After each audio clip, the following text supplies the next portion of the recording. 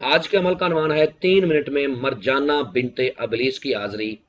हम बिस्तरी इस अमल में शर्त है। इससे हम बिस्तरी करने का फायदा यह है कि अगर आपकी मर्दाना ताकत कमजोर हो गई है तो इसके साथ हम बिस्तरी करने से आपकी मर्दाना ताकत पूरी हो जाएगी। इसके साथ हम बिस्तरी करने से ये हमेशा आपके ताबिया रहेगी। इसके साथ हम बिस्तरी करने से ये धन दौलत आपको देगी और हर तरह का आपका जायज और नाजायज काम करेगी।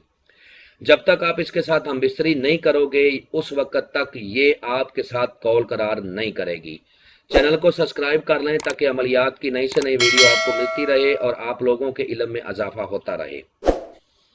अमल बहुत आसान है, बच्चे और औरतें इस अमल से दूर रहें।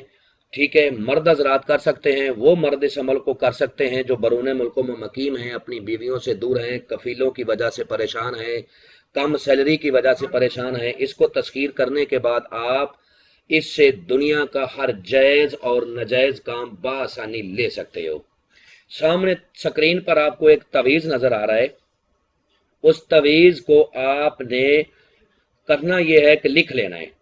ठीक है, लिखने के बाद आपने उसको जला देना है। ठीक है, जब जला देना है, जो अजमियत आपने लिखनी है वही अजमियत आपने 40 मरतबा पढ़नी भी है।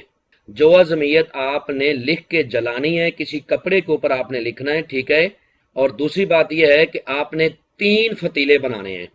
कपड़े के ऊपर अगर ना लिखा जाए तो बा मजबूरी आप कागज के ऊपर लिख सकते हो। कागज के ऊपर लिखने के बाद 3 फतीले बनाने हैं और उन फतीलों को अपने सामने रख कर आपने वाशरूम में ये फतीले जलाने हैं। याद रख लें कि ये तीनों फतीले आपने वाशरूम में जलाने हैं और जो आपने लिखना है वही आपने 40 बार फतीले जला के पढ़ना है।